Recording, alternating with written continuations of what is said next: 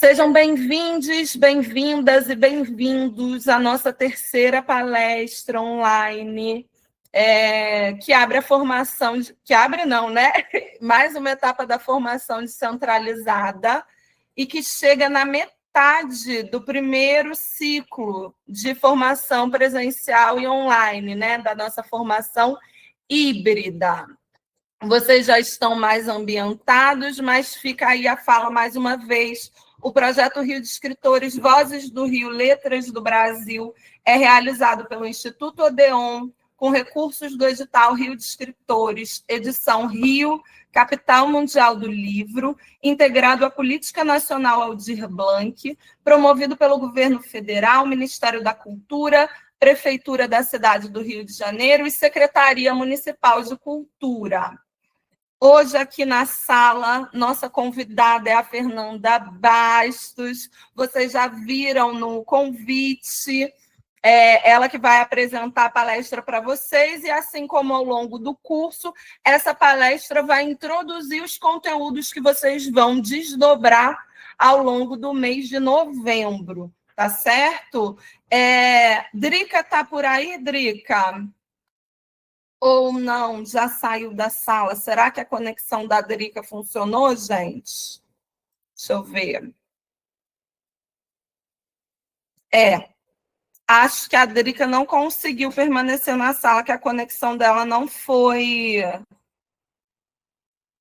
funcionou. Então, Fernanda, eu vou passar direto para você, para a gente iniciar a aula. Eu não tenho traquejo da Drica para fazer a mediação, eu sou produtora, mas estamos muito contentes de te receber aqui hoje. Aquela etapa da produção foi corrida, a gente não conseguiu mais falar tanto, mas estamos gratos que você esteja aqui hoje, que tenha dado tudo certo, os testes fluíram direitinho. E é isso, fique à vontade para iniciar. Eu peço aos participantes que fechem a câmera, fechem o áudio, para que a gente consiga ter um registro bacana, para poder democratizar depois essa palestra maravilhosa, tá certo? Deixem para abrir a câmera quando a gente chegar no momento das perguntas, viu? É isso, Fernanda, fique à vontade. Oba, boa noite, Raquel, para todo mundo que está nos acompanhando. É uma satisfação muito grande quando a Drica... Oi. Quando a Drica me convidou, né, eu fiquei muito motivada e eu acho que uma das coisas que mais me motivou, além de, claro, né, ser um convite da professora Drica, que é uma pessoa por quem eu tenho um grande respeito, admiração e afeto mesmo, né, por toda a trajetória dela e pela forma ética como ela conduz, né, essa trajetória, que é raríssimo, né, eu fiquei feliz também porque tinha uma abertura muito grande, né, ela disse, o que você está fazendo agora, assim, né, e aí eu comentei com ela, olha, eu estou nesse momento em que eu estou trabalhando muito com autoras com as quais eu já vinha trabalhando, né, dentre elas a Maria Firmina dos Reis, mas acrescentando um olhar para essas autoras, e aí incluía naturalmente a Carolina Maria de Jesus e também a Conceição Evaristo, um olhar a partir da maternidade, que é o tema sobre o qual eu estou me debruçando, né, num projeto específico, de escrita criativa, mas também porque eu tenho vivido isso muito recentemente, né, então o meu filho tem 1 ano, essa experiência, né, essa escrevivência que eu estou experienciando, né, nesse momento, ela fez com que eu, como muitas pessoas, né, olhasse de novo para o que essas escritoras escrevem, e não só sobre o que elas escrevem, sobre maternidade, sobre maternar, sobre como elas enxergam esse papel, essa figura, né, da mãe, mas também como elas foram criando espaços, né, para exercer esse espaço de criação, que é uma criação estética, né, que é uma criação, uma produção literária importante, né, e que isso também vai, né, não no caso da Maria Firmina, que não, né, até onde a gente tem informação sobre ela, a Maria Firmina não foi mãe, né, mas foi, e aí acho que quem é professora vai entender um pouco o que eu estou falando, né, quando eu digo mas ela foi professora e foi uma educadora totalmente dedicada a uma ideia de democratizar o ensino para as mulheres em um período, né, em que isso era um tabu. Então, ela foi defensora de escola mista num período em que isso era um pioneirismo, uma ousadia. Então, é uma autora também que tinha essa preocupação com uma geração que vinha, né, com as gerações que viriam depois dela. Isso é importante, porque eu vou falar na sequência, e sobre algumas palavras, né, que eu acho que a gente precisa tensionar, cuidar, assim, realmente olhar para elas com um pouco mais de abertura, né? Dentre elas, essa ideia do que é o cuidado, né? Que está intrínseco à ideia do maternar. Então, eu acho que a Firmina entrou muito dentro desse meu estudo e desse trabalho que eu venho fazendo, né? Junto a uma fundação que se chama Van Leer, que é um trabalho de pensar como a escrita ela pode ser justamente um ritual em que você vai dignificar, visibilizar elementos e processos da sociedade que, de tão naturalizados e de tão marginalizados, embora eles sejam centrais, como é o caso do maternar, eles acabam parecendo que não são realmente processos, né, que não são realmente rituais. Então, junto com a escrita, é sobre isso que eu tenho me debruçado. E aí, quando a Drica conversou comigo, eu disse para ela, né, posso falar da Firmina, posso falar da Carolina, posso falar da Conceição, e eu acho que ela gostou da ideia, né, de eu falar um pouco sobre todas elas, mas principalmente de ligar, né, estabelecer esse elo entre essas autoras.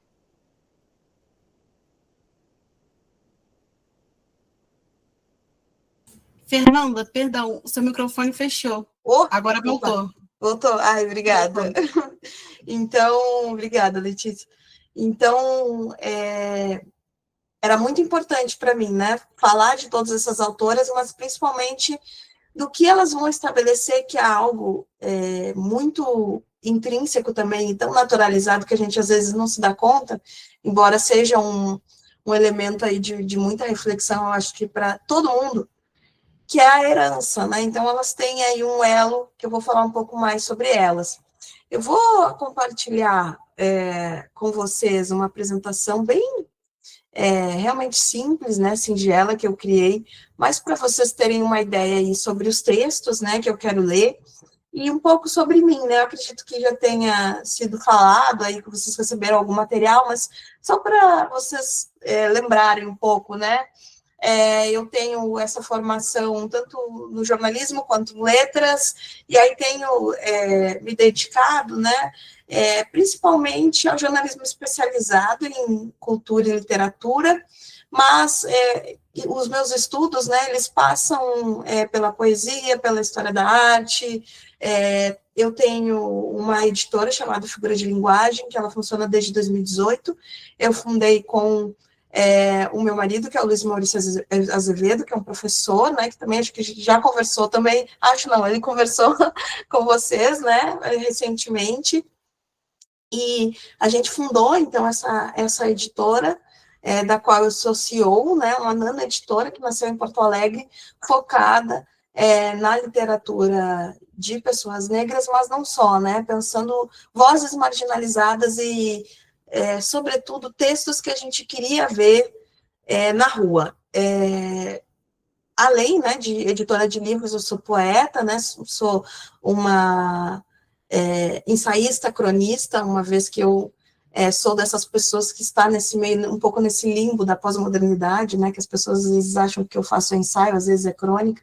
Então, eu tenho atuado na imprensa também, né, levando esses textos de crônica / ensaio / colunismo para, né, textos de opinião para diferentes espaços, né, multimídia.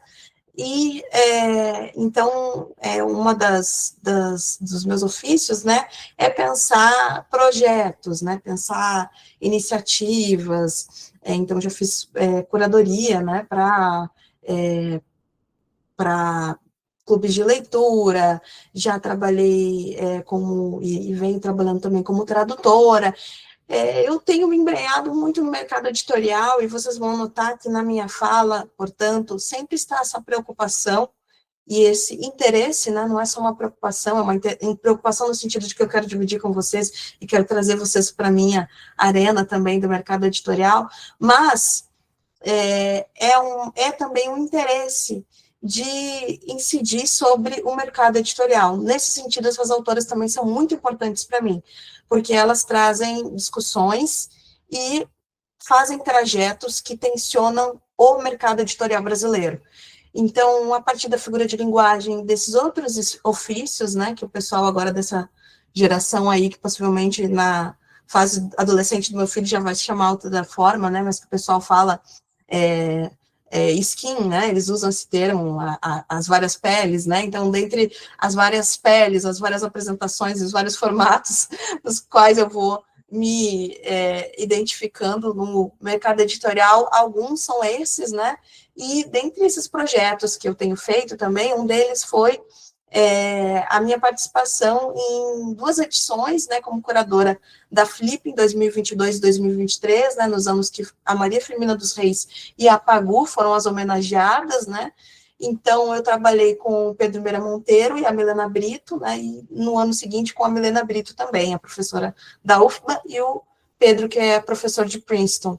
Então, essa é uma questão importante que eu acho que sempre vem à tona, né, quando eu falo da minha trajetória, porque dá conta também, eu acho, de a gente poder utilizar essa experiência, né, que foi uma experiência individual, para que a gente possa enriquecer a nossa trajetória coletiva, né, nós como, especialmente, logicamente, no meu caso e da Milena, né, como mulheres negras que ocuparam esse espaço de forma, assim, inaugural, né, e que estão numa trajetória de muita preocupação para que isso possa se replicar, né, e que a gente possa ocupar cada vez mais esses lugares, e nesse sentido também, eu acho que, posso falar por ela, né, a gente se encontra nesses nomes que vão, então, povoar aí essa minha fala inicial para vocês, né, e a conversa que vai se seguir entre nós, eu espero, né, as perguntas já surjam aí. Então, nas redes ali, vocês me encontram como @bovaristas, era um blog que eu tinha, que se chamava Bovaristas, eu sou desse tempo, né, dos blogs literários, então eu tinha esse blog onde eu colocava os meus poemas e fazia as minhas resenhas, né, minha crítica literária.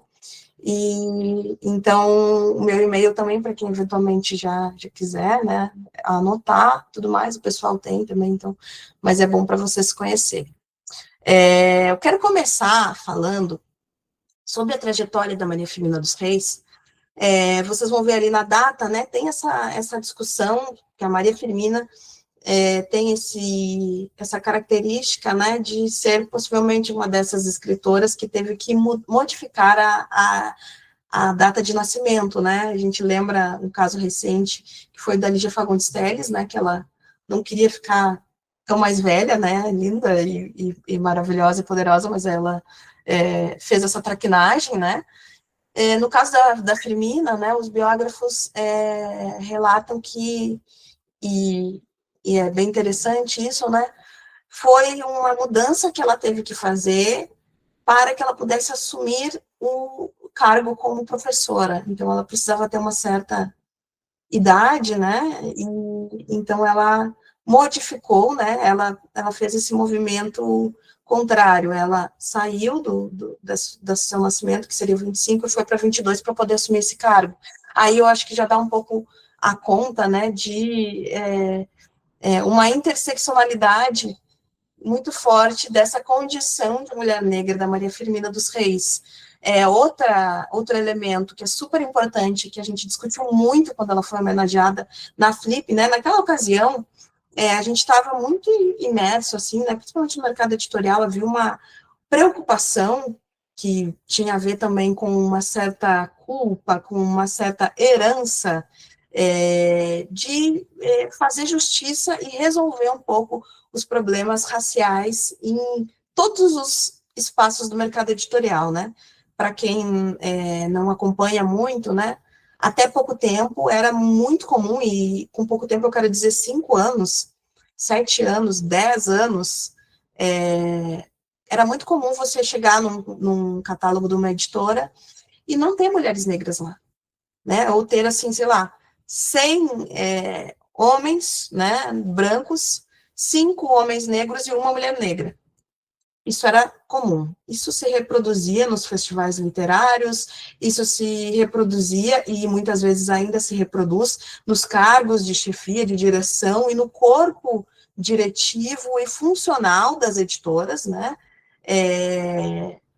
Então, a gente acompanhava, né, aquele momento, uma certa assim, pressão para que se tivesse, no caso da Firmina, né, um enegrecimento da imagem dela, né, a partir de uma criação de uma memória da figura da Firmina, enegrecida em torno de um equívoco.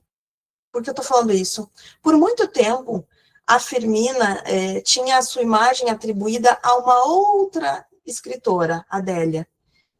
Essa escritora, que é uma mulher branca, né? Então você pesquisava, e ainda hoje você põe no Google lá, e pode ser que ela apareça, né? Ela está sempre nessa imagem assim, com camafeu.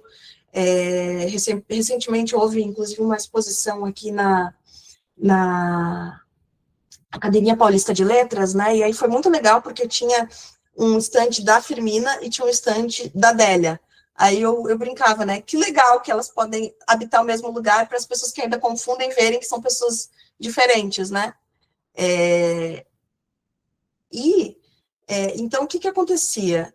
Muita gente queria afirmar esse lugar, né, da Firmina como uma pioneira, porque ela foi, né, é o primeiro registro de que a gente tem de uma mulher negra escrevendo um romance, né, e de uma mulher escrevendo um romance, que é abolicionista, e aí se queria ter essa imagem dessa mulher para a gente louvar. Mas, né, infelizmente, e porque é um retrato também do Brasil, o processo de apagamento dessa autora foi tão grande que não há um registro confiável dessa autora, né, embora a gente tenha um busto lá, né, da autora no Maranhão, embora a gente tenha vários movimentos de tentar recuperar, né, um pouco da história dessa autora, o apagamento é tão grande, né, que essa vida dela, né, e a trajetória dela passa justamente por a gente não ter conseguido preservar uma memória fotográfica, né, uma memória pictórica da Maria Firmina dos Reis. Com isso, a gente é obrigado a lidar com esse apagamento, né, e eu lembro que nessa ocasião, né, em 2022, quando a gente se movimentava para fazer essa homenagem, havia uma pressão muito grande, né, para que a gente tentasse adotar, então, uma criação, e nós dialogávamos muito sobre o quão perigoso podia ser isso, né, de a gente adotar uma imagem de uma autora e acabar com isso apagando que ela foi apagada. Então, no caso da Firmina, né, a gente tem aí uma importância do território, e eu quero trazer isso aqui porque eu sei que é um conceito muito importante para vocês, né, nessa trajetória que vocês estão fazendo, que é pensar o que é o território, né, porque às vezes a gente pensa no território somente como algo que seja algo individual, ou algo que seja específico de um sujeito, e que ele só fala sobre aquele sujeito no tempo histórico em que ele está escrevendo, né? Então, eu vou narrar o meu território, né? Por exemplo, Fernanda Bastos, eu vou fazer um livro sobre o Carnaval de Porto Alegre, vou falar do meu território. E se esquece que depois, né, quando a gente não estiver mais aqui, quando a nossa obra, com sorte, for lida, também a nossa obra vai ser testemunho do que aquele território produzia sobre a gente, né? Sobre quem nós éramos. Então, você acompanha que no mesmo período que a Firmina viveu, a gente tem muitos registros de autores e de autoras. Então, essa situação que a Firmina vive, né, de apagamento, ela é específica da trajetória dela, mas também diz sobre aquele território em que ela tentava circular, né, território que ela vai falar, né, nessa apresentação de Úrsula, né, que eu acho que é interessante, que ela vai dizer, né, mesquinho e humilde livro é este que vos apresento, leitor. Uma citação muito clássica e muito conhecida, assim, já, né, já dá para dizer, assim, que entre as pessoas que se aventuram para estudar Firmina é muito familiar para a gente, né, esse texto dela. Então, ela cita, né, que o livro, ela faz uma espécie, assim, de uma previsão, né, sei que passará entre o indiferentismo glacial, né, então, assim, sei que muita gente não vai se mobilizar, né, vai dar um gelo no meu livro, e o riso mofador de outros. E ainda assim, o dou a lume, né? Mesmo assim, eu vou publicar esse livro. Eu sei que eu não sou aquela pessoa, né, que estão esperando que publique um livro, né? Eu sei que esse não é o meu campo natural, que é esperado, né? Eu quem? Eu, Maria Firmina dos Reis, claro, a figura, mas eu também, uma mulher negra, maranhense, educadora, né? Alguém que não gozava daquele privilégio, daquele tempo para ocupar esse lugar, né, da escrita. E aí ela vai dizer, né, não é a vaidade de adquirir o nome que me cega, nem o amor próprio de autor. Então ela já justifica, né, eu sei que tem muita gente que publica, né, por vaidade, para deixar o seu nome na história. Eu sei que eu não estou nesse panteão, né? Possivelmente isso não vai acontecer. Sei que pouco vale este romance, porque é escrito por uma mulher. E mulher brasileira. Notem, esse brasileiro aí já dá conta de uma avaliação muito clara que a Maria Firmina está fazendo de quem ela é, né? Hoje, possivelmente, se a gente fosse fazer uma descrição desse trecho, né, seria, sei que pouco vale esse romance porque é escrito por uma mulher, e mulher negra, né, de educação acanhada, então, claro, ela vivia e foi educadora no Maranhão, a gente sabe que nesse período no Brasil, o que gerava status, o que era considerado de valor, era você estudar fora, né, em Portugal, de preferência, se você puder e conseguir que fosse na França, e era melhor ainda, né? E aí ela vai dizer, e sem o trato e a conversação dos homens ilustrados, que aconselham, que discutem e que corrigem, com uma instrução misérrima, apenas conhecendo a língua de seus pais e pouco lida. O seu cabedal intelectual é quase nulo.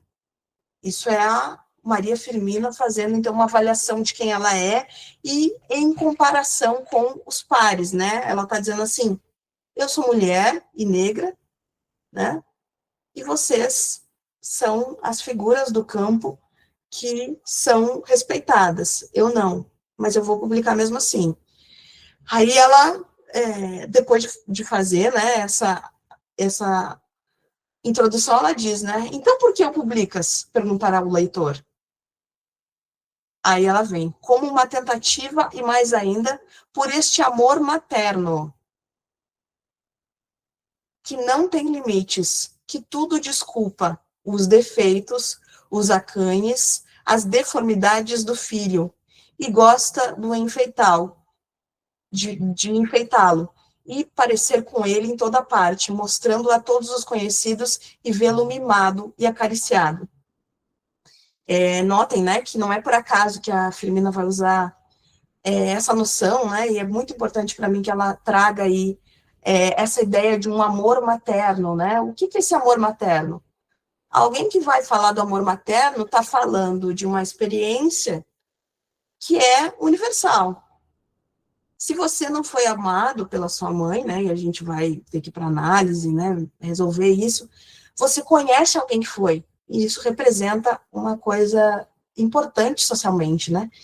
No mínimo, você teve uma figura materna, e é nisso que eu quero chegar mais precisamente, uma figura que ocupou esse espaço de cuidado, que traz exatamente isso que a Firmina disse, né? Alguém que olhou para você e disse, isso tem valor, eu acredito que isso merece cuidado, e eu vou trabalhar para que essa criatura, né, essa pessoa que está em formação, né, um bebê, alguém que a gente cuida, está em formação, precisa de cuidado. Para alcançar autonomia, vai precisar de cuidado. Eu vou levar, então, e aí ela está falando aqui, ela está usando essa metáfora, muito específica, para falar do projeto estético dela. Então, eu sou, com o meu projeto estético, eu sou, com a minha literatura, como uma mãe. Alguém que vai ver valor naquela figura, naquele objeto, vai nutrir esse objeto com afeto, com cuidado, e vai dar autonomia para que ele circule no mundo. O que ele vai poder enfrentar no mundo? O indiferentismo, o riso, vão apontar os defeitos, mas eu, como alguém que gerou, que cuidou, que é responsável por cuidar desse trabalho artístico, eu vou defendê-lo. Eu vou observar, mesmo sabendo que ele tem esses defeitos, que ele possa ter defeitos, eu vou nutrir o amor por ele. E aí é nisso que ela vai pautar a sua atividade, né? Não importa o que o externo está dizendo, né? Não importa que o externo possa querer alvejar, que ele possa querer destruir essa vida, esse objeto que eu estou colocando no mundo. Não importa que ele não tenha valor para os outros. Para mim, ele tem. Esse ponto, é um marcador que diferencia a Maria Firmina dos Reis de, até hoje, muitas pessoas que estão na nossa produção, porque ela vai partir para uma autoafirmação sobre a literatura dela, que não significa, gente, eu sempre gosto de frisar isso, que você não vai ouvir um editor, uma editora, que você não vai ouvir toques de pessoas numa oficina literária, né, que possam observar para você o que pode melhorar no seu texto. Não é disso que eu estou falando. Mas eu estou dizendo de um movimento de você se afirmar e de você se apresentar no espaço social como alguém cuja autoria tem valor e que não vai poder ser silenciada. Isso é uma coisa que a Firmina apresenta e que ela vai desenvolver com muita maturidade e que até hoje é algo difícil de conquistar. Até hoje, muitos e muitas de nós ainda se apresentam como autores que precisam de uma autorização externa, que precisam que um professor universitário branco, que uma pessoa do mercado internacional, que uma agência poderosa, que alguém que você escolhe, que pode ter diferentes características sociais, uma liderança do movimento negro, alguém diga, o seu trabalho tem valor. E aí você vai ser sempre refém do olhar daquela pessoa ou de um externo para dizer, será que eu sou a autora mesmo? Será que eu não sou? Então, a Firmina, nesse movimento dela, né, que é um movimento de apresentar o próprio livro e se apresentar, ela nos dá uma grande lição sobre o quanto a gente tem uma responsabilidade de se afirmar naquilo que a gente é, sabendo que o nosso trabalho artístico, ele é uma cria que é nossa. A gente que vai ter que responder por ele. Não vai ser uma outra pessoa que vai responder por ele.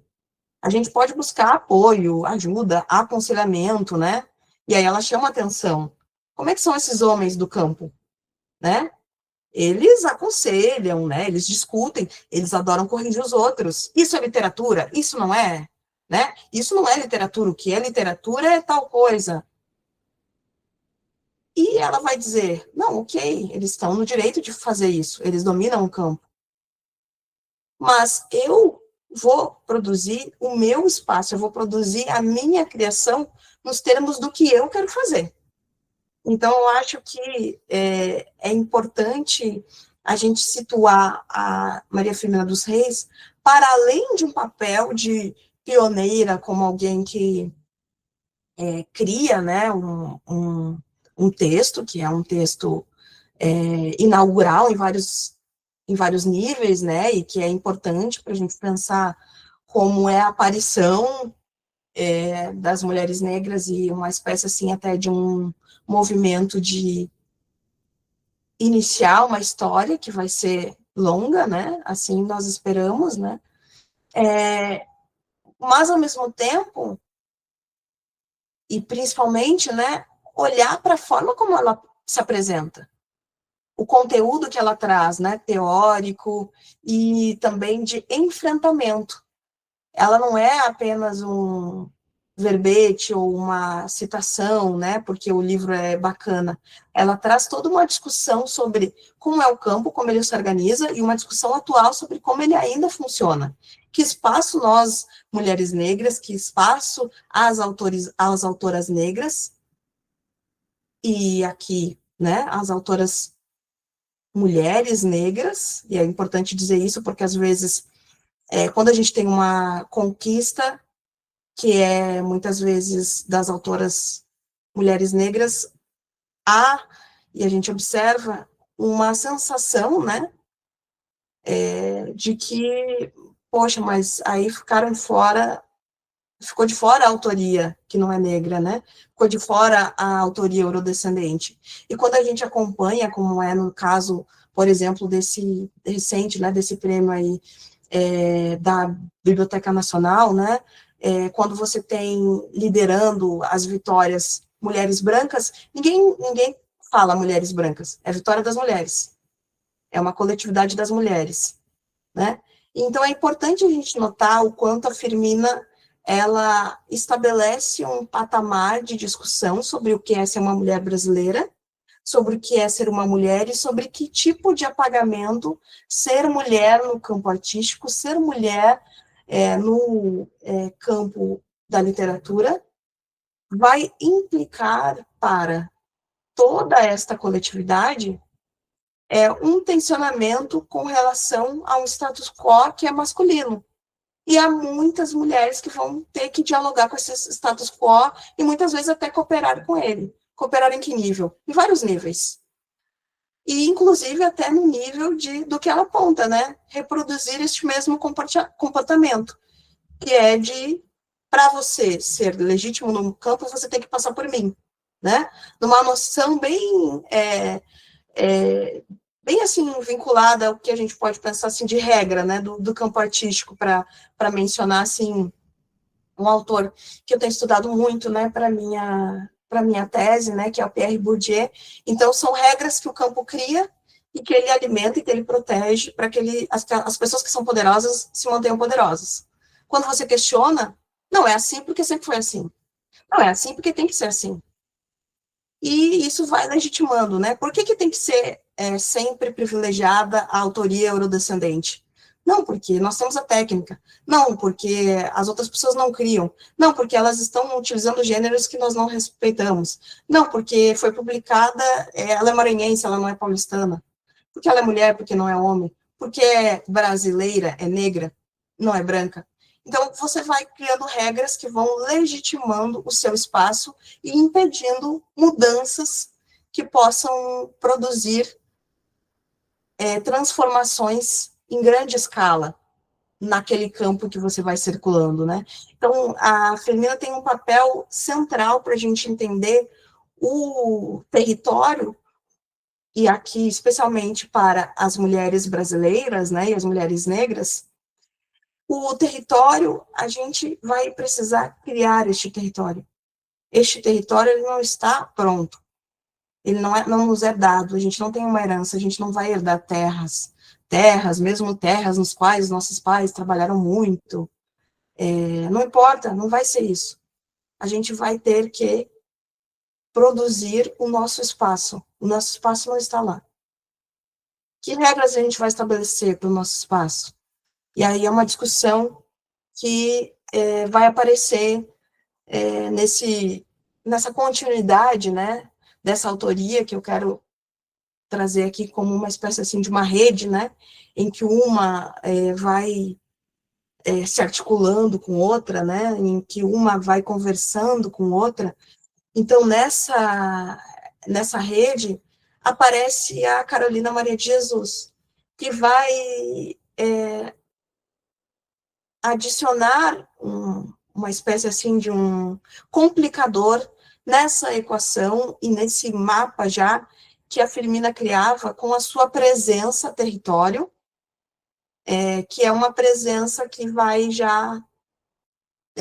sabe quando a gente entra assim e vai acotovelando? Um pouco assim, né? A Firmina já entra um pouco assim.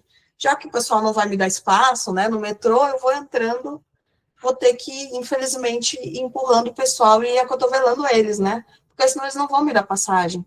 Eu disse licença já e ninguém ouviu, né? Foi um indiferentismo glacial. Nesse sentido, a gente vai perceber, né, na Carolina Maria de Jesus, uma presença ainda mais estridente, né? Porque aí ela vem com o quê? Ela vem com algo que até aquele momento a gente não tinha nos termos dela. Algo realmente inédito, que é a figura que tem um sucesso comercial inegável. Isso é muito raro, né? Se a gente for pensar nos dias de hoje, a gente pode pensar na Djamila Ribeiro, por exemplo. Mas é muito raro. Em geral, é alguém de uma geração, é um nome. Não são tantas, né? A gente tem trabalhado e criado, né, muitas possibilidades, mas aquela figura que vai concentrar talento, presença midiática, saber utilizar as oportunidades, achar os zeitgeist, né? Aquele texto que se conecta com uma necessidade do seu tempo, ela é muito rara, ela é muito, muito rara. E a Carolina Maria de Jesus, ela instaura esse espaço que é assim, o mercado precisa dela. Por quê? Porque ela surge como esse fenômeno que primeiro faz vender muitos jornais, num período em que os jornais impressos ainda são muito relevantes, né? Ela vai falar de um tema candente, que era a favela, que depois a Conceição Evaristo, de quem a gente vai falar na sequência, vai dizer, né? Senzala Favela, muito inspirada naturalmente pela Carolina, né? Então, a gente vai ter esse olhar da Carolina sobre a favela, que gerava interesse, que fazia com que o Brasil fosse algo interessante para o exterior, e o olhar externo é sempre algo a ser observado, né? Aqui eu volto umas casinhas no jogo. A Firmina, ela começa, né? Ela passa por um apagamento e ela volta a ser considerada importante, porque no plano internacional, o abolicionismo, ser abolicionista, e isso é muito relevante se dizer, a gente começa a olhar para essa obra como ela sendo importante, e eu quero dizer a gente como coletividade nos espaços de prestígio, a Maria Firmina começa a ser importante porque ela fala de abolicionismo, porque ela instaura esse texto literário que fala de abolição, e porque ela é negra, valores externos, porque no Brasil a gente vive uma realidade em que as pessoas estão mais preocupadas em defender um autor como o Monteiro Lobato, né, e em tentar reproduzir um discurso de que as figuras eram figuras que, no seu tempo, elas não sabiam que era equivocado você simpatizar com a Ku Klux Klan, por exemplo. Mas a Firmina já tinha produzido textos abolicionistas. Como é que fica, então, isso? Isso tem repercussões no mercado editorial? Uma pessoa tão poderosa assim no mercado editorial, ter essa simpatia toda pela Ku Klux Klan, ela produzia livros, por exemplo, né, como os pesquisadores desse autor gostam muito de dizer, não, mas ele editou autores negros. Editou como? Por quê? Como é? Quem estuda esse autor? Quem tem a permissão de estudar esse autor? Pessoas negras que vão fazer uma avaliação com base na sua experiência? Ou pessoas que estão interessadas em defender este legado, esta herança dele, que é comum a pais, avós dessas pessoas também, que elas querem, eu acho que elas estão no direito delas, de perdoar por seus posicionamentos políticos, que a gente pode, no mínimo, considerar graves, né? Então, voltando para Carolina, a gente vai ter esse Brasil que já enfrentou a abolição lá, que defendia a Maria Firmina dos Reis, e que, ainda assim, né, nesse pós-abolição, que ela vai falar, né, o 13 de maio de 58, ela estava falando de uma escravatura atual, que era a fome, ou seja, uma condição social que, se você, antes, você não tinha a liberdade, né, se você tinha que fazer trabalho forçado, e você tinha os seus herdeiros, né, a sua prole totalmente retirada de você, todos os seus direitos estavam cassados, interditados. Quando você tem a abolição, você enfrenta uma situação de miséria, porque a abolição é disputada, como eu mesma falei para vocês, né, se as pessoas que estavam circulando nos espaços de poder não tinham simpatia pelo povo negro, não acreditavam que as pessoas de origem, né, africana, indígena no país, né, as pessoas que tinham essa formação, se elas achavam que essas pessoas não tinham valor e que elas atrasavam o Brasil, de que forma que a gente pode acreditar, né, que nesse espaço eles iam fomentar a formação e a incorporação dessas pessoas em espaços de trabalho, em espaços de educação, em espaços de poder. A Firmina lá atrás estava tentando produzir, né, espaços democráticos, educação mista, e a Carolina vai ser essa figura que vai trazer para a gente, né, esse olhar de quem vai narrar a situação pós-abolição de um território que é a favela. Mas não só.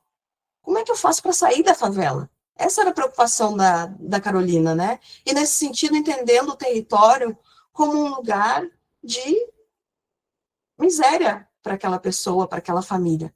Ela queria, e ela deixava muito claro, que todo mundo pudesse sair da favela, que as pessoas pudessem ter acesso à alimentação, que elas pudessem. Então, é um enfrentamento muito crítico que ela fazia, e chamando a responsabilidade de políticos, fazendo, inclusive, que a própria favela onde ela morava se tornasse um problema, fazendo com que governadores, né, que antes de ser governador do Rio foi do Rio Grande do Sul, né, como o Brizó, chamasse ela lá para o Rio Grande do Sul, né, para ela falar com ele, ter reunião. Era importante para os gestores ter reunião com a Carolina, porque ela trazia uma leitura de Brasil que tinha muito a ver com preocupações que naquela época já se notavam, que eram preocupações importantes, e que hoje, para nós, é muito claro que são ou deveriam ser, as principais preocupações do nosso país. Como eliminar os espaços de miséria? Como qualificar as moradias? Como dar acesso à educação, saúde? E como é que a Carolina fez isso? A gente tinha a Maria Firmina dialogando com espaços de prestígio, portanto, escrevendo em diálogo, né, com esses espaços de prestígio, e indo para um gênero que era o romance, né, que é esse gênero que naquela época era muito popular, né, era uma tradição folhetinesca que estava, podia circular em publicações, né, para o período, né, de grande circulação, embora a gente não tivesse tantas pessoas que tinham poder de leitura. Já a Carolina vai fazer um outro movimento, que é produzir na linguagem daquelas pessoas que ela queria que a lessem. Quais eram essas pessoas? Todas. Que recurso que ela utilizou para fazer isso? O diário. O que possibilitava a ela? Que ela não precisasse estabelecer esse formato, que era o formato que a Firmina dizia, né? Eu vou me reportar aos pares, pedir licença para eles, para circular no campo, e vou escrever como eles. Não, eu vou, como a Carolina fazia, ir até as redações, conversar com os jornalistas de igual para igual, eu vou estabelecer para as pessoas a minha importância. Eu não vou deixar que as pessoas digam o que eu sou, de que forma eu sou importante. Eu vou dizer para elas, a minha obra importa, eu tenho uma obra poética, eu tenho os diários também, que foram importantes para que o Audálio Dantas criasse, né, essa obra que é a mais popular dela. Eu vou depois escrever romance, porque eu tenho vontade, eu tenho os meus aforismos, que eu acho que são de valor, eu vou publicá-los, eu acho que eles têm uma inteligência, uma graça, realmente eles têm muito valor. E aí, novamente, a gente tem um movimento de alguém que cria o seu território na escrita e que cria uma importância para o seu território na história da literatura. A favela, até hoje, nos termos que a Carolina define, ela faz de uma forma magistral. E é claro para a gente, mesmo hoje sabendo que esse território se modificou muito, o quanto ela fala, não só desse território, mas de muitos outros. Tem pessoas que nunca pisaram na favela e se identificam com a produção da Carolina. Pessoas de outros países, pessoas de regiões rurais e muitas outras. Por quê? Se conectam com a linguagem da Carolina, a forma como ela escreve no diário, e que também vão, por meio da literatura dela, se identificar com o quê? Com essa personagem que a gente muitas vezes não se questiona, porque é um diário, o gênero que ela escolhe escrever, mas que é uma personagem que é mãe, né? É uma personagem que circula pela cidade, que diz como é que vai desenrolar a vida dela. Hoje eu tenho que conseguir comida, vou fazer isso, isso, aquilo. Algo que é profundamente humano, né? Mas que é uma preocupação de quem tem que cuidar. E, sobretudo, quem tem que cuidar, isso é algo que é transversal, né? É global. Quem tem que cuidar são as mulheres. Quem tem que cuidar nas piores condições são as mulheres, né? De modo, assim, majoritário. E para ir encerrando, né? Que eu já cumpri os meus 40 minutos aqui para poder abrir para o papo, né? Eu trago a Conceição Evaristo, deixando esse espaço, assim, para a gente poder dialogar um pouquinho, né? E conversar, assim, que vocês tragam as suas perguntas, as suas ponderações, né? As suas reflexões. Eu tinha trazido um poema meu também, mas se der tempo, depois no final eu leio, que dialoga um pouco com essas autoras e, sobretudo, com a Conceição, né? Mas é o quanto a Conceição vai falar desse matriarcado, né? O quanto para a Conceição vai estar lá presente esse dia a dia, essa labuta das mulheres, que inclui o cuidado, que inclui a preocupação com o território, com a herança, o que eu estou deixando, e também com aquilo que veio antes. Quais são as minhas obrigações? Isso eu estou mencionando, e acho que é bem importante dizer, né? Ó, a Raquel me tranquilizou aqui, mas eu estou de olho, já vou passar a palavra aqui, ó, pelo amor de Deus. Eu quero dizer que é muito importante você se preocupar com o que veio antes, porque a gente tem que recuperar, e nós, mulheres negras, temos muito essa obrigação, né? Porque eu, claro, vou me preocupar com aquelas que eu quero que andem comigo, né? Que é de honrar a luta que nos antecedeu. Portanto, se Firmina fez tanto, se Carolina fez tanto, e se Conceição Evaristo está fazendo tanto, o que eu vou fazer? Qual é a minha obrigação? Elas já fizeram. Conceição ainda está fazendo, que é um monumento, é uma figura que ainda está fazendo. Mas o que a nossa geração e as próximas que vão vir vão fazer? Né? Muitos, e aqui é importante, né, o movimento de mulheres negras americano tem esse esse chamado, né, que essas duas autoras que eu amo muito, que é a Alice Walker e a June Jordan, repetiam, né, que nós somos aquelas por quem nós esperávamos. Aqui no Brasil, a gente tem nossos passos vêm de longe. Eu acho que isso é muito importante da gente reconhecer quando a gente está falando de resistência. Nós temos uma herança.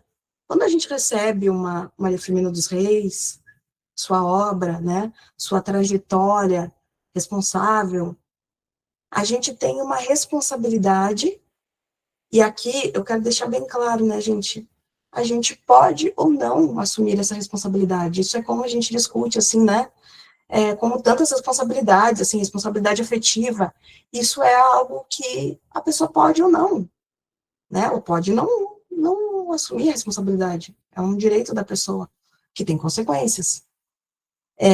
A mesma coisa aqui, né, a gente tem um trabalho, e aí é importante, né, reconhecer, um trabalho muito forte da Conceição Evaristo, que aí vai levar já a um desdobramento do que a gente vai poder pensar, né, de uma, assim, exacerbação, uma exploração, um mal entendimento, uma incompreensão, e aí a gente pode ir pensando quais os termos que podem se aplicar ao que leva a um sucesso da Carolina, depois um arrefecer desse sucesso, um ostracismo, uma perseguição, possivelmente muito vinculada com a ditadura e uma noção de Brasil, que tinha que parecer que estava maravilhoso, e a Carolina representava o que uma ditadura nunca ia aceitar, que é a denúncia, né? Mas também para uma elite que gostava de se orgulhar dos seus grandes gênios, né? Filhos de uma elite eurodescendente que estava levando o Brasil para o melhor caminho. E aqui a gente tem que levar em consideração que nós não tivemos ainda, né? Essas figuras, né? Essas mulheres negras nem para disputar as eleições, né? Mas isso é outro papo. Eu estou falando aqui de Brasil, né? Eu estou falando de eleições aqui, eu digo como dirigentes do país, né? A Carolina falava, né, que a gente precisava ter pessoas nos postos de poder que tivessem passado fome. Felizmente, a gente teve isso com o Lula, né? E vimos os resultados disso, né? Imagina quando a gente tiver mulheres negras, né? Quando a gente tiver também essas outras experiências que, independentemente dos problemas que a gente possa ter nas gestões, inclusive nesse gestor que eu citei, né? Que a gente possa apontar, a gente sabe que essa diversidade, ela não é uma diversidade que é importante só para as empresas, né? Ela é importante também para as gestões, né? Para as lideranças em diferentes níveis. E a Conceição Evaristo vai dar, então, esse passo nesse sentido, quer dizer assim, tá, e aí? Onde nós estamos nos festivais? Nós somos presenças únicas? Onde nós estamos nas editoras? Por que eu tenho que pagar minha publicação? Por que eu tenho que ser tratada diferente?